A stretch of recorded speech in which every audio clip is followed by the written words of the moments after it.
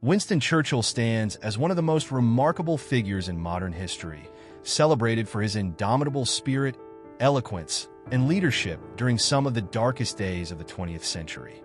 Born into an aristocratic family and shaped by both privilege and adversity, Churchill became a man whose vision and determination would guide his nation through 2 world wars and into an uncertain future. This chapter introduces Churchill's extraordinary life and enduring legacy, offering a glimpse into the complex character who played a pivotal role in shaping the world we live in today. Churchill's life spanned nearly a century, from his birth in 1874 to his death in 1965. Over this time, he witnessed and influenced transformative events, including the decline of the British Empire, the rise of modern democracy, and the cataclysms of 2 world wars. His ability to navigate these immense challenges was rooted in his belief in the power of ideas and his unrelenting faith in his nation's resilience. Churchill's legacy is not confined to his wartime leadership. He was also a prolific writer, a skilled orator, and a complex political figure whose contributions transcended the battlefield. One of Churchill's most defining traits was his capacity for leadership during crises. As Prime Minister during World War II, he rallied the British people with stirring speeches and a vision of victory that seemed almost unattainable at times. His phrase, "We shall fight on the beaches," became emblematic of British determination and resolve in the face of seemingly insurmountable odds. His wartime leadership has earned him a place among the great statesmen of history, but it was also built on decades of preparation, including earlier experiences of failure and redemption. Churchill's legacy as a statesman is inseparable from his skill as a communicator. His speeches, laced with vivid imagery and unwavering conviction, not only inspired his countrymen, but also galvanized international allies. Churchill understood the power of words to shape history, a talent that extended to his prolific writing career. He authored numerous books, including the Second World War, for which he was awarded the Nobel Prize in Literature in 1953. His ability to articulate the stakes of the global struggle against tyranny ensured his voice would resonate far beyond his lifetime. While Churchill is often remembered for his triumphs, his career was marked by significant controversies and setbacks. His role in the disastrous Gallipoli campaign during World War I led to his temporary exile from political life, yet it also demonstrated his capacity for resilience. Churchill's willingness to confront failure and learn from his mistakes was a hallmark of his character. This ability to adapt and persevere would later become crucial during the existential threat posed by Nazi Germany. Churchill's legacy is also shaped by his complex and multifaceted personality. He was a man of contradictions, both deeply traditional and forward-thinking, fiercely patriotic, yet capable of recognizing the limits of empire. His personal life reveals a softer side of a man often associated with unyielding strength. A devoted husband to Clementine Hozier and a loving father, Churchill balanced his political ambitions with a deep commitment to his family. He was also a passionate painter and historian, pursuits that offered him solace amidst the pressures of leadership. Despite his achievements, Churchill's record is not without criticism. His views on colonialism and his policies during the Bengal famine of 1943 remain subjects of intense debate. Some argue that his staunch belief in the British Empire blinded him to the aspirations of colonized peoples, while others contend that his decisions must be understood within the context of his time. These debates highlight the complexity of assessing a historical figure whose impact is both immense and imperfect. Churchill's influence extended beyond Britain, shaping the broader course of world history. His foresight about the dangers of fascism and communism positioned him as a key figure in the Allied victory in World War II and the early stages of the Cold War. His famous Iron Curtain speech in 1946 articulated the ideological divide that would define the second half of the 20th century, cementing his role as a global statesman whose vision extended far beyond his own era. The legacy of Winston Churchill endures in the lessons his life offers to leaders and citizens alike. His courage in the face of adversity, his ability to inspire and unite, and his unwavering commitment to his principles provide a blueprint for leadership in times of crisis. Churchill's life demonstrates that greatness is not born of perfection, but of perseverance and the ability to rise to the moment when history demands it. In sum, Winston Churchill remains a towering figure in the annals of history, a man whose life embodied the triumphs and struggles of the modern age. As we explore the chapters of his remarkable journey, we uncover a story of resilience, vision, and an unyielding belief in the power of individuals to shape their destiny. Churchill's legacy is a testament to the enduring impact of leadership and the indomitable spirit of a man who dared to face the storms of history and emerge victorious. Winston Churchill's early life and education played a crucial role in shaping the man who would become one of history's most iconic leaders. Born on November 30th, 1874, at Blenheim Palace in Oxfordshire, England, Churchill's aristocratic lineage and privileged upbringing provided him with opportunities that few could imagine. Yet his childhood was far from idyllic, marked by challenges and a constant desire to prove himself to those around him. These formative years laid the groundwork for his remarkable resilience, determination, and lifelong pursuit of greatness. Churchill was born into the prominent Spencer Churchill family, a branch of the noble lineage that produced the Dukes of Marlborough. His father, Lord Randolph Churchill, was a charismatic and ambitious politician who served as Chancellor of the Exchequer, while his mother, Jenny Jerome, was an American socialite from a wealthy family. Despite their social status, Winston's relationship with his parents was distant. His father was often preoccupied with politics, and his mother, though affectionate in letters, largely left his upbringing to nannies and tutors. This lack of parental closeness instilled in Churchill a fierce sense of independence and a drive to earn their approval through his achievements. As a child, Churchill struggled academically and exhibited a rebellious streak that frustrated his teachers. He was sent to several boarding schools, where his academic performance was inconsistent. However, he demonstrated a talent for language and history, subjects that would later become central to his career as a writer and statesman. His time at Harrow School, though marked by modest academic success, revealed his talent for public speaking. It was here that Churchill began to develop the confidence and rhetorical skills that would later captivate the world.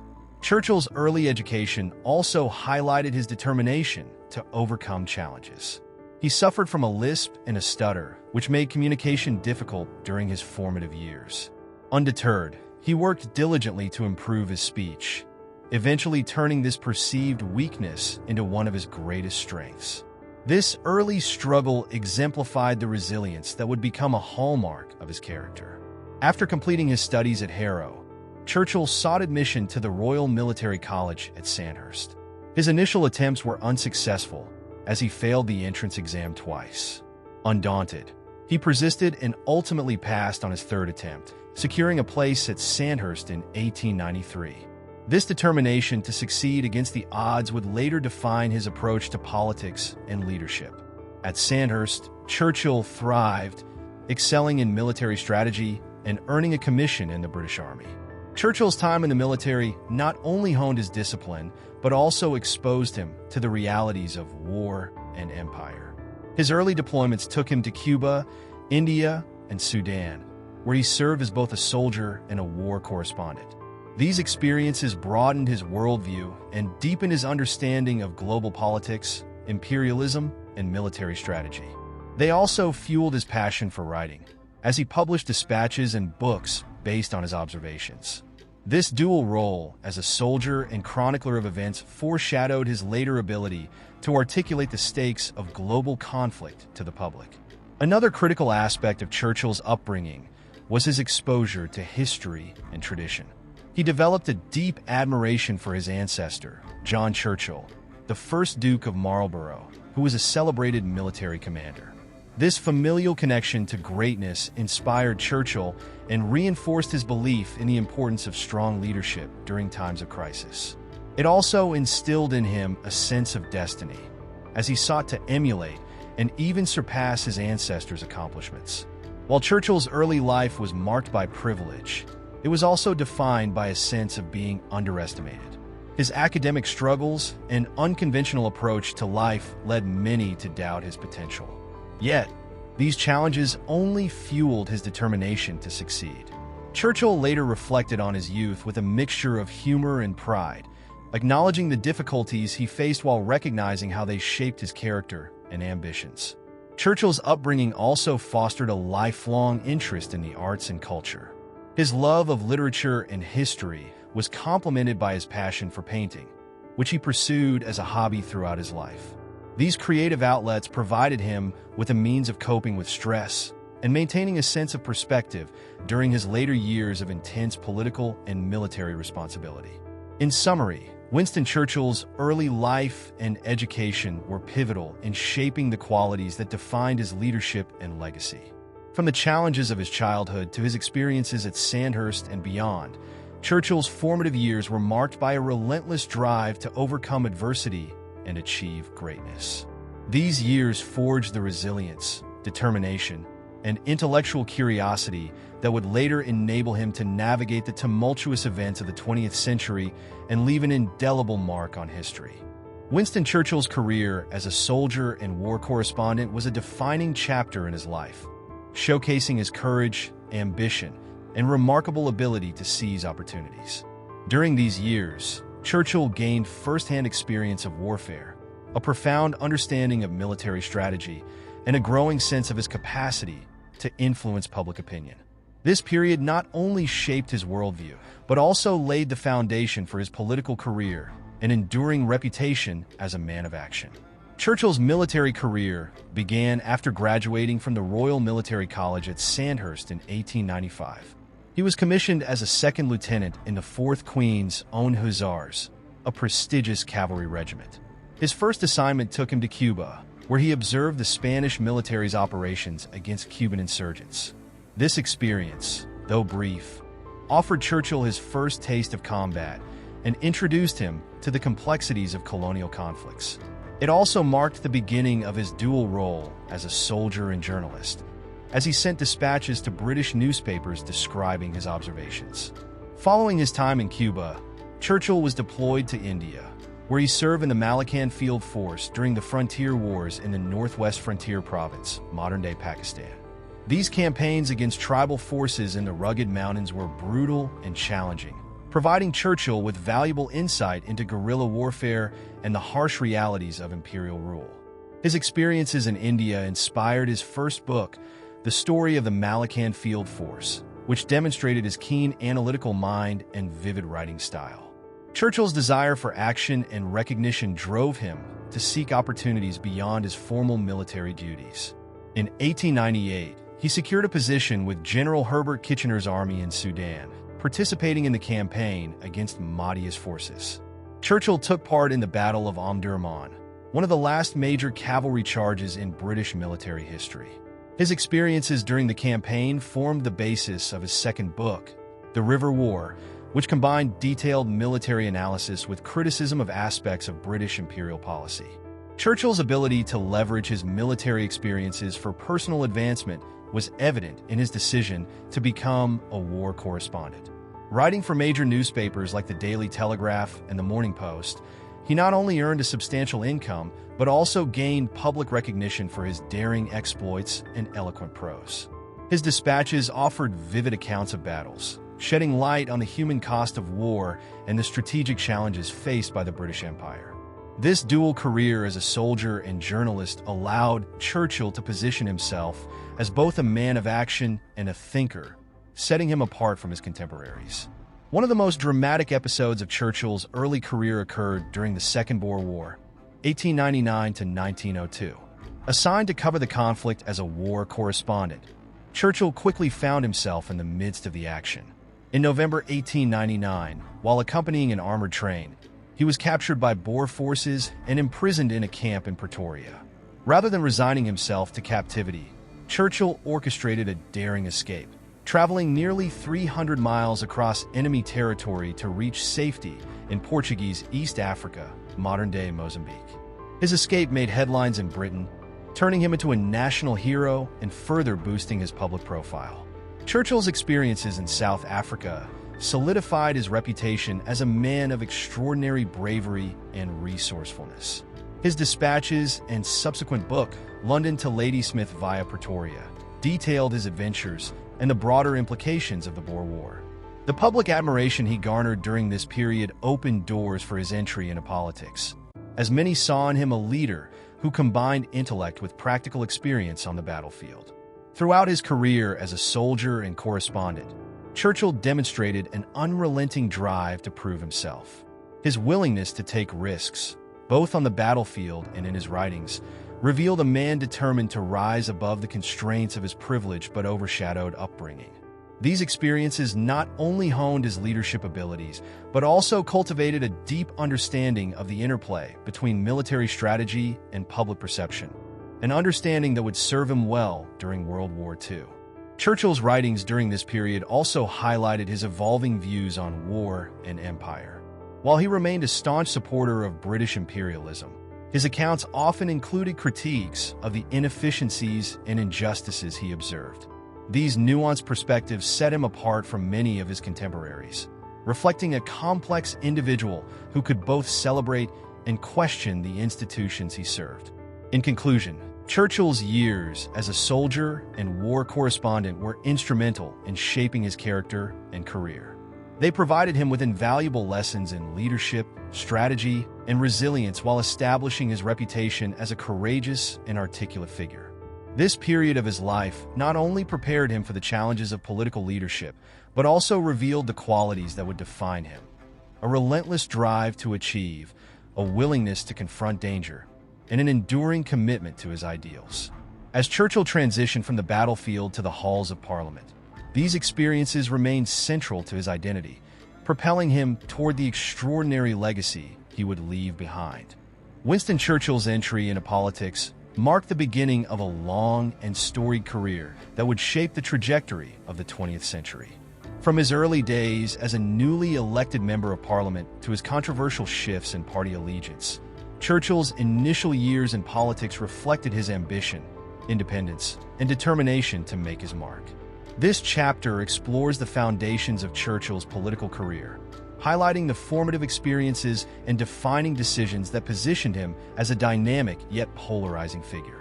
Churchill's political journey began in 1900 when he was elected as the Conservative Member of Parliament, MP, for Oldham. His victory was largely attributed to his growing public profile as a war hero and writer, which he had cultivated during his time as a soldier and correspondent. At just 26 years old, Churchill entered Parliament with a reputation for bravery and eloquence, qualities that immediately distinguished him from his peers. However, he also faced skepticism from some quarters, as his aristocratic background and perceived opportunism made him a target of criticism. From the outset, Churchill demonstrated a willingness to challenge established norms and take bold stances on key issues. While initially aligned with the Conservative Party, he quickly became disillusioned with its policies, particularly on matters related to free trade. Churchill believed that protectionist tariffs championed by the Conservatives would harm Britain's economy and its working class.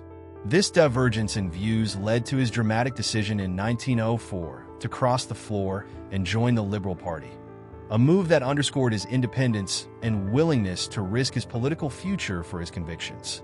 Churchill's defection to the Liberals marked a significant turning point in his career. It also reflected his broader commitment to social reform, which became a central theme of his early political work. As a Liberal MP, Churchill supported initiatives aimed at improving the lives of ordinary Britons, including measures to reduce poverty, expand education, and provide unemployment insurance. His speeches in Parliament during this time showcased his rhetorical brilliance and ability to articulate complex ideas in a way that resonated with both colleagues and constituents. In 1908, Churchill's political ascent continued when he was appointed president of the Board of Trade in the government of Prime Minister Herbert Asquith. In this role, he championed several progressive reforms, including the introduction of labor exchanges to connect workers with employers and the establishment of minimum wage laws.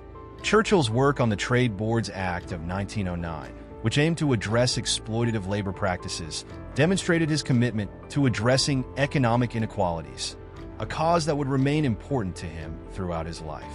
Churchill's growing influence within the Liberal Party was further cemented by his role in shaping the controversial People's Budget of 1909. Alongside Chancellor of the Exchequer David Lloyd George, Churchill advocated for the budget's progressive taxation policies, which sought to fund social welfare programs through higher taxes on landowners and the wealthy. While the budget faced fierce opposition from the conservative-dominated House of Lords, it ultimately became law, representing a significant victory for the Liberals and solidifying Churchill's reputation as a reformer. Despite his successes, Churchill's early political career was not without controversy. His outspoken nature and willingness to take risks often alienated allies and opponents alike. One of the most contentious episodes of this period occurred during the 1910 to 1911 miners' strike in South Wales, when Churchill, then Home Secretary, authorized the deployment of troops to maintain order. Although the soldiers were never used to quell the unrest, Churchill's decision drew widespread criticism, with some accusing him of authoritarian tendencies. This incident highlighted the challenges of balancing his reformist agenda with the realities of governance. Another defining aspect of Churchill's early political career was his strong support for Britain's naval power and defense. As First Lord of the Admiralty, a position he assumed in 1911, Churchill played a key role in modernizing the Royal Navy and preparing it for the challenges of the 20th century. He recognized the strategic importance of naval supremacy in maintaining Britain's global influence and took bold steps to ensure that the fleet remained a formidable force. This focus on military preparedness would become a recurring theme in Churchill's career, particularly as he later confronted the rise of fascism in Europe. Throughout his early political years, Churchill's ambition and drive were evident in his relentless pursuit of new challenges and opportunities. He viewed politics as a stage on which he could demonstrate his leadership and vision, often taking bold and sometimes controversial positions to advance his career. While his critics accused him of opportunism, Churchill's supporters admired his ability to adapt and his unwavering commitment to the causes he believed in. In conclusion, Winston Churchill's early political career was a period of rapid growth, transformation, and controversy. His decision to switch parties, his commitment to social reform, and his focus on national defense showcased a politician unafraid to take risks and challenge conventions. These formative years established Churchill as a dynamic and ambitious leader, setting the stage for his eventual rise to prominence during the most critical moments of the 20th century. As he navigated the complexities of politics, Churchill's resilience, vision, and determination remained central to his identity, shaping the legacy that would define him in the years to come. Winston Churchill's role during the First World War was marked by both notable achievements and significant controversies.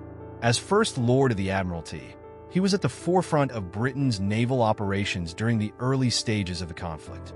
However, his career suffered a setback after the failure of the Gallipoli campaign, an episode that would haunt him for years. This chapter examines Churchill's contributions to the war effort, the lessons he learned from his failures, and the resilience that ultimately defined his political journey during and after the war. At the outbreak of World War I in 1914, Churchill was serving as First Lord of the Admiralty, a position he had held since 1911. In this role, he was responsible for overseeing the Royal Navy, which was Britain's primary line of defense and a critical component of its wartime strategy. Churchill's foresight and energy were instrumental in ensuring that the Navy was prepared for the challenges of modern warfare. He advocated for technological innovation, including the development of the first modern battleships and the use of aircraft in naval operations. These initiatives positioned the Royal Navy as a formidable force, capable of protecting British interests and maintaining control over key shipping lanes. One of Churchill's most significant contributions during the early years of the war was his role in the naval blockade of Germany. The blockade, designed to restrict Germany's access to essential supplies, played a critical role in weakening the Central Powers and was a major factor in the eventual Allied victory. Churchill's strategic understanding of the importance of economic warfare highlighted his ability to think beyond conventional military tactics.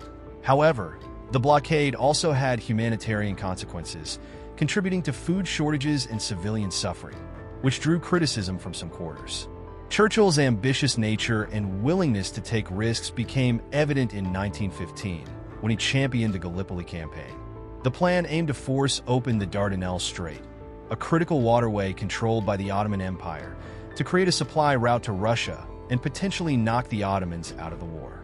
Churchill believed that a successful campaign in Gallipoli would not only shift the momentum of the war in favor of the Allies, but also demonstrate the effectiveness of bold and unconventional strategies.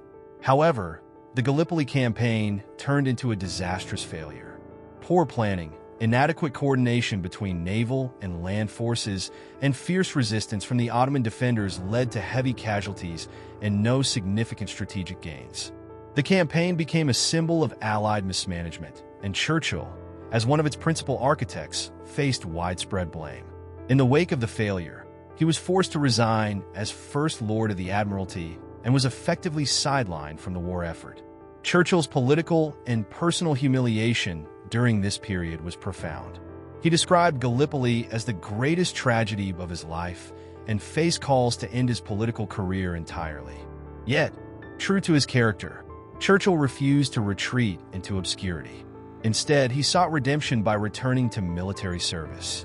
In 1916, he joined the British Army on the Western Front, serving as a lieutenant colonel and commanding a battalion of the Royal Scots Fusiliers. This experience allowed him to reconnect with the realities of war on the ground and to rebuild his confidence and reputation. Churchill's time on the front lines was relatively short but impactful. It demonstrated his willingness to shoulder responsibility and endure the hardships faced by ordinary soldiers. He earned the respect of his men and showed a genuine commitment to understanding their struggles. This period also deepened his understanding of the human cost of war, which would later inform his leadership during World War II. Churchill's experiences in the trenches gave him a renewed sense of purpose and provided him with the perspective needed to navigate the complexities of wartime leadership. Despite the setbacks of Gallipoli, Churchill returned to government in 1917 as Minister of Munitions in Prime Minister David Lloyd George's coalition government. In this role, he was tasked with overseeing the production and supply of weapons and equipment for the war effort. Churchill's administrative skills and energy proved invaluable, as he implemented reforms to improve efficiency and address shortages. His efforts contributed to the successful Allied offensives of 1918, which ultimately led to the end of the war. The lessons Churchill learned during World War I would shape his approach to leadership in the years to come.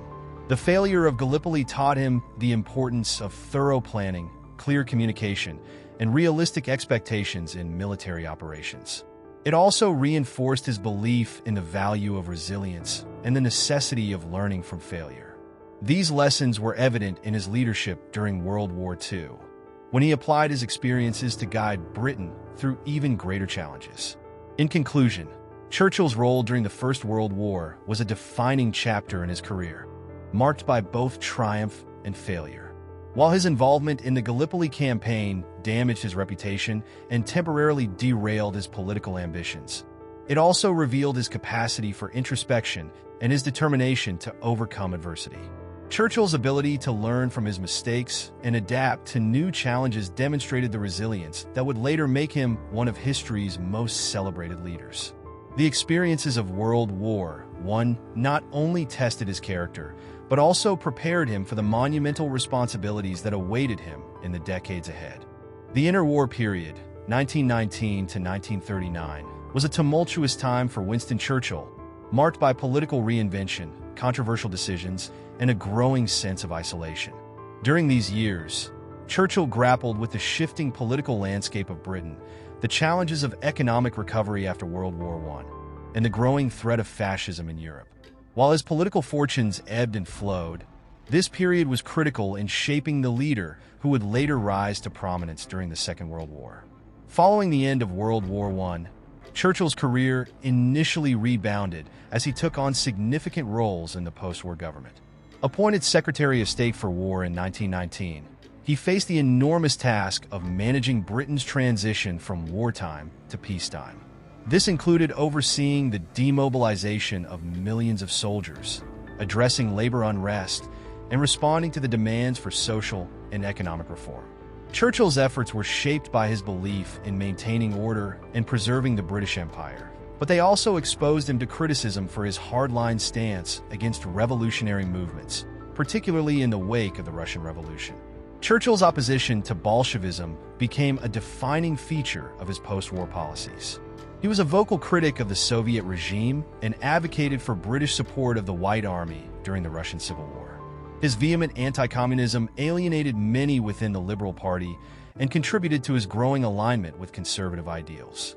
By 1924, Churchill had formally rejoined the Conservative Party, a move that underscored his pragmatic approach to politics and his willingness to adapt to changing circumstances. As Chancellor of the Exchequer under Conservative Prime Minister Stanley Baldwin from 1924 to 1929, Churchill faced one of the most challenging roles of his career. In this position, he made the controversial decision to return Britain to the gold standard in 1925, a move intended to stabilize the economy and restore Britain's pre-war financial standing. However, the policy had unintended consequences as it overvalued the pound and led to deflation, reduced exports, and rising unemployment. While Churchill later admitted that this decision was a mistake, it damaged his reputation and reinforced perceptions of him as out of touch with the economic struggles of ordinary Britons. The General Strike of 1926 was another significant episode during Churchill's tenure as Chancellor. The strike, organized by trade unions in response to wage reductions and deteriorating working conditions for coal miners, posed a major challenge to the government. Churchill took a firm stance against the strikers, emphasizing the need to uphold law and order. He even served as editor of the government's propaganda newspaper, the British Gazette, during the strike, using it to articulate the government's position. While his actions helped to end the strike, they deepened his reputation as a polarizing figure, with critics accusing him of being overly combative and dismissive of workers' rights. The late 1920s and early 1930s marked a period of political decline for Churchill. His association with unpopular policies, coupled with his outspoken nature, left him increasingly marginalized within the Conservative Party. By 1929, he found himself out of government and largely on the sidelines of British politics. During this time, Churchill became a vocal critic of Indian self-rule, opposing the policies of the conservative-led government under Baldwin. His opposition to the Indian independence movement alienated many and further isolated him politically. Despite his political setbacks, the interwar years were also a time of intellectual and literary productivity for Churchill. He devoted much of his energy to writing, producing historical works such as The World Crisis, a 6-volume account of World War I, and Marlborough, His Life and Times, a biography of his ancestor, the Duke of Marlborough. These works showcase Churchill's remarkable literary talent and reinforced his reputation as one of the great writers of his time. His ability to analyze and articulate complex historical events also kept him in the public eye, even as his political career stagnated. While Churchill's warnings about the rise of Adolf Hitler and Nazi Germany began in the early 1930s, they were largely ignored by his contemporaries. He became increasingly concerned about Britain's lack of military preparedness and the policy of appeasement adopted by successive governments. Churchill's speeches in Parliament during this period, though often dismissed as alarmist, demonstrated his foresight and deep understanding of the dangers posed by fascism. His persistence in raising these issues, even at the cost of his political standing, reflected his unwavering commitment to defending Britain's interests. The 1930s also saw Churchill's personal life marked by financial difficulties and personal challenges. His extravagant lifestyle and penchant for risk-taking left him facing significant debts, which he sought to address through his prolific writing and public speaking engagements. Despite these struggles, Churchill remained resilient, using his time in the political wilderness to refine his ideas and prepare for the challenges that lay ahead. In conclusion, the interwar years were a period of transformation and adversity for Winston Churchill. Though often sidelined and dismissed as a political relic, he remained steadfast in his beliefs and demonstrated a remarkable capacity for resilience. His experiences during this time, both successes and failures, shaped his character and prepared him for the leadership role he would assume during Britain's darkest hour. The lessons he learned in these years, particularly the importance of standing firm in the face of opposition, would prove invaluable as he led the nation through the trials of World War II. As the 1930s unfolded, Winston Churchill emerged as one of the few voices in British politics warning of the growing threat posed by Adolf Hitler and Nazi Germany. His calls for rearmament and his opposition to the policy of appeasement reflected his understanding of the precarious international situation and his unrelenting commitment to defending British sovereignty and democracy. This chapter examines Churchill's role in the lead-up to World War II, highlighting his prescient warnings, his political isolation, and his eventual vindication as the storm clouds of war gathered over Europe. By the early 1930s, Churchill was deeply concerned about the instability spreading across Europe. The Treaty of Versailles, which had ended World War I, left Germany economically crippled and politically humiliated, creating fertile ground for extremist ideologies. Churchill recognized the danger of Hitler's rise to power in 1933 and the Nazi regime's aggressive rhetoric and policies. From his position in the political wilderness, Churchill began to speak out against the growing militarization of Germany and the threat it posed to peace in Europe. Churchill's warnings about German rearmament were rooted in his understanding of military strategy and his study of history. He saw clear parallels between the prelude to World War I and the actions of the Nazi regime, particularly their violations of the Versailles Treaty. Hitler's decision to reintroduce conscription, expand Germany's armed forces, and remilitarize the Rhineland in 1936 were clear signals of his intentions. Churchill repeatedly urged the British government to respond decisively by strengthening its own military capabilities and forming alliances to deter further aggression. However, Churchill's warnings fell largely on deaf ears. The British government, led by Prime Minister Stanley Baldwin and later Neville Chamberlain, pursued a policy of appeasement, believing that concessions to Hitler could prevent another devastating conflict. This approach was popular among a war-weary British public, many of whom were still haunted by the horrors of World War I. Churchill's calls for rearmament and a stronger stance against Germany were dismissed by many as alarmist and out of touch with the prevailing mood. Churchill's political isolation during this period was exacerbated by his controversial positions on other issues, such as his opposition to Indian self-rule and his criticism of the government's economic policies. These stances, combined with his reputation for being combative and ambitious, made him a polarizing figure even within his own conservative party. As a result, he spent much of the 1930s on the backbench of Parliament, writing and speaking out against the policies he viewed as dangerously short-sighted. Despite his isolation, Churchill continued to study and analyze the international situation. He corresponded with military leaders, diplomats, and other experts to gather information about Germany's rearmament efforts and intentions. His detailed speeches in Parliament were often filled with statistics and evidence, demonstrating his thorough understanding of the issue. While his warnings were not widely heeded at the time, they later served as a valuable record of his foresight and conviction. The Munich Agreement of 1938 marked a turning point in Churchill's campaign against appeasement. The agreement, which allowed Hitler to annex the Sudetenland from Czechoslovakia, was hailed by Chamberlain as a triumph of diplomacy. However, Churchill denounced it as a dangerous capitulation, famously declaring that Britain and France had chosen shame over war and would ultimately face both. His criticism of Munich resonated with a growing number of Britons who began to question the wisdom of appeasement as Hitler's territorial ambitions became increasingly evident. Churchill's warnings were vindicated in March 1939, when Germany violated the Munich Agreement by occupying the rest of Czechoslovakia. This blatant act of aggression shattered the illusion that Hitler could be appeased and prompted a dramatic shift in British policy. The government began to take rearmament more seriously, and Churchill's views on the need to confront the Nazi threat gained greater credibility.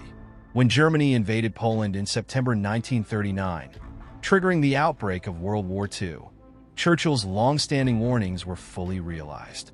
With Britain now at war, Churchill's expertise and leadership were finally recognized. In September 1939, he was appointed First Lord of the Admiralty, a position he had held during the early years of World War I. His return to this role was widely celebrated within the Royal Navy, which famously signaled, "Winston is back," Churchill immediately set to work, applying his energy and strategic vision to strengthen Britain's naval operations and prepare the country for the challenges ahead. In conclusion, the road to World War II was a period of frustration and vindication for Winston Churchill. While his warnings about the dangers of appeasement and the need for rearmament were initially ignored, his persistence and foresight eventually proved invaluable. Churchill's ability to analyze the international situation and articulate the stakes of the unfolding crisis demonstrated his deep understanding of leadership and strategy. This period of political isolation and perseverance not only prepared him for the challenges of wartime leadership, but also cemented his reputation as a statesman of unparalleled conviction and resolve. As the world plunged into war, Churchill's moment to lead on the global stage had finally arrived. Winston Churchill's ascension to the role of Prime Minister in May 1940 marked the beginning of one of the most consequential periods of his life. Tasked with leading Britain through the gravest crisis of the 20th century, Churchill's wartime leadership defined not only his legacy, but also the fate of the Allied cause in World War II. This chapter explores the qualities, decisions, and strategies that made Churchill an indispensable leader during Britain's darkest hour, as well as the challenges he faced in uniting a nation and shaping the global fight against tyranny. Churchill became Prime Minister during a moment of extraordinary peril. Germany's blitzkrieg had overrun much of Western Europe, and Britain stood virtually alone against Adolf Hitler's war machine. Churchill replaced Neville Chamberlain, whose policy of appeasement had been discredited, and quickly formed a coalition government that included members from all major political parties. Recognizing the magnitude of the threat, Churchill sought to foster unity across political and social divides, emphasizing that survival required national solidarity and unwavering resolve. From the outset, Churchill's speeches galvanized the British people and rallied them to the cause of resistance. His powerful rhetoric, exemplified by phrases such as, "We shall fight on the beaches," and "This was their finest hour," inspired confidence and determination in a population facing the prospect of invasion. Churchill's ability to communicate complex realities while instilling hope was central to his leadership. He framed the war not merely as a military struggle, but as a moral battle for the survival of freedom and civilization. One of Churchill's earliest and most critical challenges as Prime Minister was the Dunkirk evacuation in May 1940. Faced with the encirclement of British and French forces by the German army, Churchill authorized Operation Dynamo, which saw a makeshift fleet of naval vessels and civilian boats rescue more than 330,000 troops from the beaches of Dunkirk. While the evacuation was a tactical retreat, Churchill presented it as a symbol of resilience and determination, coining the term "miracle of deliverance" to describe the operation. His ability to turn a potential disaster into a rallying point for national morale showcased his strategic thinking and leadership under pressure. Churchill's leadership extended beyond inspiring words. He was deeply involved in the strategic planning and execution of Britain's war effort. As a hands-on leader, he frequently communicated directly with military commanders, reviewed operational plans, and demanded innovative solutions to pressing challenges. His establishment of the Special Operations Executive Suite to conduct sabotage and resistance operations behind enemy lines demonstrated his willingness to embrace unconventional tactics. Churchill's insistence on maintaining a strong naval presence and advancing air defense capabilities, including the development of radar, proved instrumental in Britain's survival during the critical early years of the war. The Battle of Britain in the summer of 1940 was a defining moment in Churchill's premiership. Faced with relentless Luftwaffe attacks, Britain's Royal Air Force, RAF, mounted a heroic defense that thwarted Hitler's plans for an invasion. Churchill's tribute to the RAF, declaring, "Never in the field of human conflict was so much owed by so many to so few," immortalized their efforts and reinforced his role as the nation's voice of gratitude and encouragement. The victory in the Battle of Britain demonstrated that Hitler's forces were not invincible and bolstered Allied morale at a critical juncture. Churchill's diplomatic efforts were equally vital to the war effort. He recognized that Britain could not defeat the Axis powers alone and worked tirelessly to secure the support of the United States. His relationship with U.S. President Franklin D. Roosevelt was central to this endeavor. Through personal correspondence, high-level meetings, and the Lend-Lease Act, Churchill persuaded Roosevelt to provide Britain with crucial military and economic assistance before America formally entered the war. This partnership laid the groundwork for the Anglo-American alliance that would become the cornerstone of the Allied victory. As the war progressed, Churchill's leadership extended to the broader Allied strategy. He played a key role in coordinating with Soviet leader Joseph Stalin after Germany's invasion of the Soviet Union in 1941, recognizing the importance of maintaining a united front against the Axis powers despite ideological differences. Churchill's attendance at major Allied conferences, such as those in Tehran and Yalta, allowed him to influence strategic decisions, including the planning of the D-Day invasion in 1944. His vision of post-war Europe and commitment to establishing lasting peace underscored his statesmanship on the global stage. Despite his many successes, Churchill faced significant challenges during the war. The fall of Singapore, the loss of key territories in the early years of the conflict, and the devastating bombing raids on British cities during the Blitz tested his leadership and strained public morale. Churchill's determination to persevere, even in the face of these setbacks, was critical in maintaining national unity. He also faced political opposition and criticism, including from within his own coalition, but his ability to navigate these challenges demonstrated his resilience and political acumen. In conclusion, Winston Churchill's wartime leadership was characterized by his extraordinary ability to inspire, strategize, and persevere in the face of unprecedented challenges. His speeches rallied a nation, his strategic vision shaped the Allied war effort, and his diplomatic skills forged essential partnerships. Churchill's determination and moral clarity ensured that Britain not only survived, but played a central role in defeating the Axis powers. While his leadership during World War II was not without controversy, it remains a testament to his unwavering commitment to the values of freedom and democracy. As the war drew to a close, Churchill's legacy as one of history's greatest wartime leaders was firmly established. The years following the end of World War II marked a period of immense change for Winston Churchill. After leading Britain through the most difficult war in its history, Churchill faced the daunting task of transitioning from wartime to peacetime leadership. Yet, his post-war years were characterized by both triumph and disappointment, with his influence waning in certain areas and growing in others. This chapter delves into Churchill's life and political career after the war, examining his second term as Prime Minister, his role in shaping post-war Europe, and the personal challenges he faced during this turbulent period. In the immediate aftermath of World War II, Churchill was optimistic about the future, but the political landscape of Britain had dramatically shifted. The Labour Party, led by Clement Attlee, won a sweeping victory in the 1945 general election, taking control of the government. Churchill, despite his victory in the war, was displaced from power. The electorate, weary of wartime austerity and eager for social reform, turned to Labour's promises of a new, fairer society. This defeat was a personal blow to Churchill, who had been the emblem of British resistance throughout the war, but it was not the end of his political career. In opposition, Churchill continued to wield significant influence.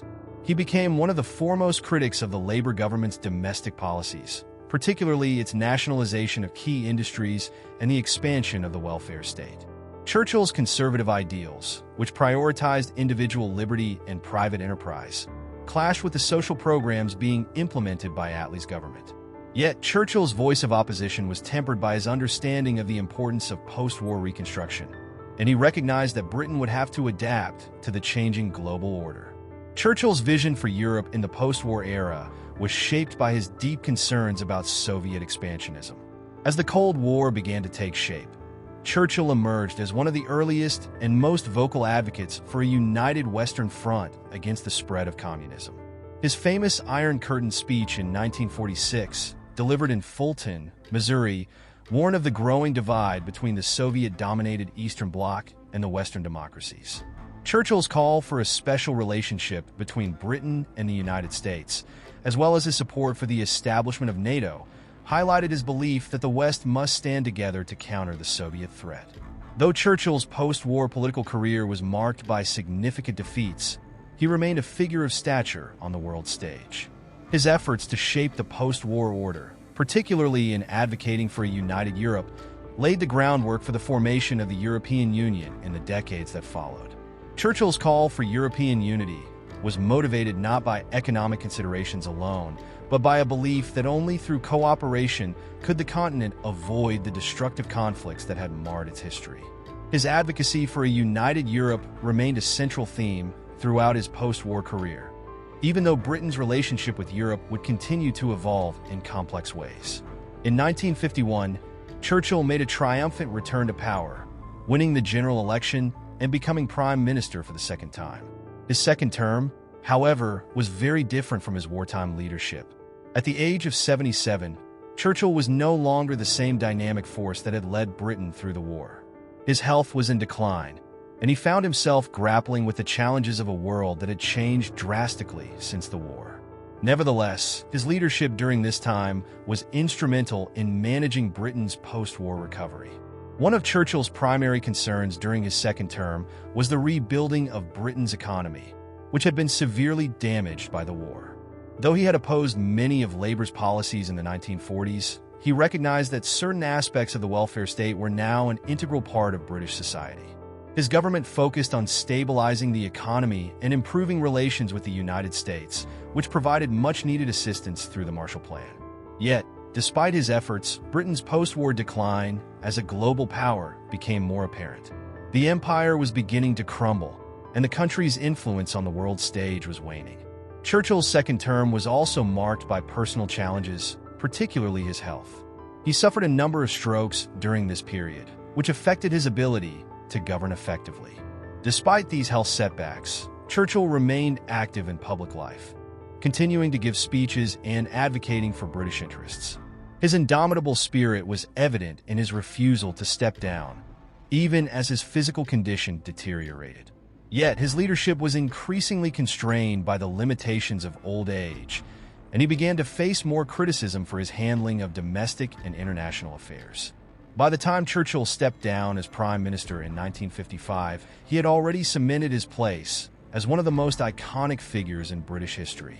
However, his later years were marked by a sense of resignation as he saw the decline of the British Empire and the shifting global balance of power. Churchill's long-held vision of Britain as a dominant world power was no longer viable, and he grappled with the reality of Britain's diminished role on the international stage. Despite this, he remained a beloved figure, revered for his wartime leadership and his steadfast commitment to democracy and freedom. In conclusion, Winston Churchill's post-war years were characterized by both achievements and challenges. While he played a critical role in shaping the post-war world order, his second term as Prime Minister demonstrated the difficulties of leading a nation in the aftermath of the war. Churchill's declining health and the changing geopolitical landscape meant that his leadership during this time was less transformative than his wartime tenure. Nevertheless, his enduring legacy as a symbol of strength, resilience, and determination continued to inspire generations of Britons and people around the world. As he entered the twilight of his political career, Churchill remained a towering figure, one whose influence would resonate for decades to come. Winston Churchill's death in 1965 marked the end of an era, but his legacy endures as one of the most significant in modern history. From his time as a statesman, military leader, and writer, Churchill's contributions to both Britain and the world are immeasurable. This final chapter explores the enduring impact of his life, examining how his leadership in times of crisis, his philosophy on governance, and his commitment to democratic values have left a lasting imprint on history. Though his career was marked by both triumphs and setbacks, Churchill's vision of a free, democratic world continues to inspire generations across the globe. Churchill's greatest legacy lies in his leadership during World War II. His defiance against Nazi tyranny and his ability to rally not only Britain, but also the Allied forces to stand firm against seemingly insurmountable odds has made him a symbol of courage and resolve. His speeches, particularly during the darkest days of the war, continue to resonate as examples of leadership that transcends time and place. Churchill's unwavering commitment to victory even in the face of personal and national adversity, cemented his place as one of history's most iconic wartime leaders. Churchill's moral clarity in the face of evil remains a cornerstone of his legacy. In an era when appeasement seemed a viable strategy for avoiding war, Churchill's outspoken opposition to Hitler and his commitment to confronting totalitarianism stood in stark contrast. His belief that the values of liberty, democracy, and justice were worth fighting for, no matter the cost, guided his actions throughout the war and beyond. Churchill's refusal to compromise with fascism made him a hero not just in Britain, but across the world, as people rallied around his call to defend civilization itself. As a statesman, Churchill was not only a symbol of wartime leadership, but also an architect of post-war diplomacy. His advocacy for a strong Anglo-American alliance laid the foundation for the post-war order, one that would eventually lead to the formation of international institutions such as the United Nations. His foresight in recognizing the dangers of Soviet expansionism during the early stages of the Cold War was crucial in shaping Western policy during the decades that followed. Churchill's Iron Curtain speech in 1946, which warned of the division of Europe into democratic and communist spheres, set the stage for much of the Cold War diplomatic strategy. Churchill's commitment to European unity, though often overlooked, also formed a key part of his vision for the future. He believed that a united Europe, free from the destruction of war, was essential for lasting peace. His idea of a United States of Europe laid the groundwork for future European integration, despite Britain's reluctance to join the European Economic Community in the years that followed. Churchill's belief in a cooperative, democratic Europe foreshadowed the evolution of the European Union, an institution that would strive to avoid the very conflicts that had plagued the continent for centuries. However, Churchill's legacy is not without its complexities and contradictions. His attitudes toward colonialism and empire, particularly during his post-war years, have drawn significant criticism. Churchill was a staunch defender of the British Empire, which he believed had been a force for good in the world. Yet, in the face of growing nationalist movements and demands for independence, Churchill's reluctance to relinquish Britain's imperial holdings, particularly in India and Africa, has been seen as anachronistic. While Churchill's contributions to global peace are undeniable, his imperial mindset, which justified the subjugation of non-European peoples, casts a shadow over his broader legacy. Churchill's career also reveals the challenges of balancing political ideology with the realities of governance. His views on the economy, for example, were often at odds with the evolving needs of post-war Britain. His conservatism, which emphasized limited government and free markets, clashed with the rising tide of social democracy and state intervention in the economy. Yet, despite his opposition to nationalization and social welfare programs, Churchill was able to adapt to changing times and provide strong leadership in a period of economic hardship. His pragmatism allowed him to navigate the complexities of the post-war world, even as he remained committed to his principles. Churchill's personal qualities, too, contribute significantly to his enduring legacy. His determination, resilience, and indomitable spirit in the face of adversity became key elements of his identity. Whether navigating the political intrigues of the British Parliament or enduring personal and professional setbacks, Churchill's perseverance was legendary. His ability to rebound from defeats, whether in electoral politics or military campaigns, allowed him to remain a central figure in British life for much of the 20th century. His skill in oratory, combined with his command of the English language, helped him craft speeches that have since been studied for their rhetorical brilliance and emotional power. Churchill's intellectual contributions, particularly his writing, further solidify his legacy. As a historian, Churchill's books on World War I, the Second World War, and his memoirs continue to be studied for their insights into both history and human nature. His historical writings, infused with his personal experiences and political perspective, offer a unique view of the world as seen through the eyes of one of its greatest leaders. Churchill's mastery of the written word was as influential as his speeches, and his literary works have ensured that his thoughts and actions are preserved for future generations. In the years since his death, Churchill's legacy has only grown in importance. His name is synonymous with the concept of democratic leadership, and his life serves as a reminder of the power of individuals to shape the course of history. As the world continues to face challenges, from geopolitical tensions to the rise of authoritarianism, Churchill's example remains a source of inspiration for leaders and citizens alike. His commitment to democracy, his belief in the power of the individual to confront injustice, and his unshakable resolve in the face of adversity make him a timeless figure whose influence will continue to be felt for generations to come. In conclusion, Winston Churchill's legacy is multifaceted and enduring. His leadership during World War II, his role in shaping post-war diplomacy, and his commitment to the values of democracy and liberty have cemented his place in history as one of the greatest leaders of the 20th century. While his views on empire and governance may be subject to critique, his contributions to global peace, his intellectual achievements, and his personal qualities have made him a figure of lasting significance. Churchill's legacy continues to resonate not only in Britain but across the world, offering a model of leadership for those who strive to defend freedom, promote cooperation, and confront the challenges of their time.